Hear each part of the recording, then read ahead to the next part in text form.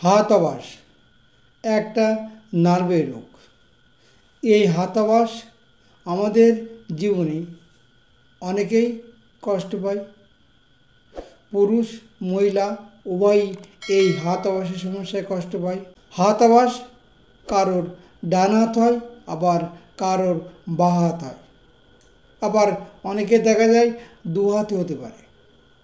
যারা এরকম হাতাবাসের সমস্যায় কষ্ট পাচ্ছেন, সবসময় একটা অবাস ভাব লেগে থাকে, কোনো কিছুই করতে পারে না, কোনো কিছু করতে গেলেই হাতে বল কম পায়, হাতে অস্বস্তি মনে হয়, কোনো কিছু ধরতে গেলেও মনে হয় কি ধরছি সে বুঝে উঠতে পারে না। এই সমস্ত সমস্যায় যারা কষ্ট পাচ্ছেন তাদের জন্য আজ আমার এই ভিডিওটি। সুতরাং ভিডিওটি শুরু থেকে শেষ পর্যন্ত দেখলে অবশ্যই আশা করি আপনাদের ভালো লাগবে এবং অনেকেই উপকৃত হবেন। আজ প্রশ্নোত্তর পর্বে আমি যে সমস্যা নিয়ে আলোচনা করব সেটি হলো হাতাবাসের সমস্যা নিয়ে। এই হাতাবাসের সমস্যা নিয়ে যিনি আমাকে ওনার সমস্যার কথা লিখে জানিয়েছেন, ওনার নাম, ঠিকানা এবং ওনার কী সমস্যা সেটা আপনাদের সামনে তুলে ধরছি। ডাক্তারবাবু, আমার 2 হাত অবাসের সমস্যা। হাতাবাস থেকে আমি কিছুতেই ভালো হতে পারছি না। আমার এই হাতাবাস প্রায় 6 থেকে 7 বছর। আমি একসময় কারখানায় কাজ করতাম। হঠাৎ একদিন দেখি আমার হাত পুরো অবশ হয়ে গেছে। ডান হাত বেশি অবশ, বাম হাতও অবশ, কিন্তু ডান হাতটা অবশ বেশি লাগছিল। তারপরে আমি ডাক্তার দেখাই। ডাক্তারবাবু এমআরআই করতে বলে। আমি এমআরআই করি, এনসিবি টেস্ট করি। ডাক্তারবাবু বলছেন নার্ভের সমস্যা। সেই থেকে আমি ওষুধ খাচ্ছি। প্রায় বছর 5-6 হলো আমি নিয়মিত ওষুধ খেয়েছি।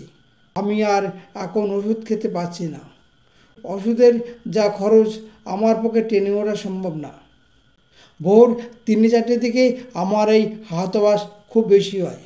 তখন আমি আর বিছানায় শুয়ে থাকতে পারি না, মনে হয় উঠে হেঁটে বেড়াই, এবং অনেকক্ষণ হাঁটার পরেই আমার এই হাতাবাস একটু কম পড়ে। সারাদিনই আমার হাতাবাস থাকে, তবে রাত্রিবেলা অর্থাৎ ভোররাত্রে আমার হাতাবাস খুব বেশি হয়। আমার কষ্ট দিন দিন যেন বাড়ছে, কিছুতেই আমি সুস্থ হতে পারছি না। হাতাবাসের জন্য আমি কোনো কাজ করতে পারি না।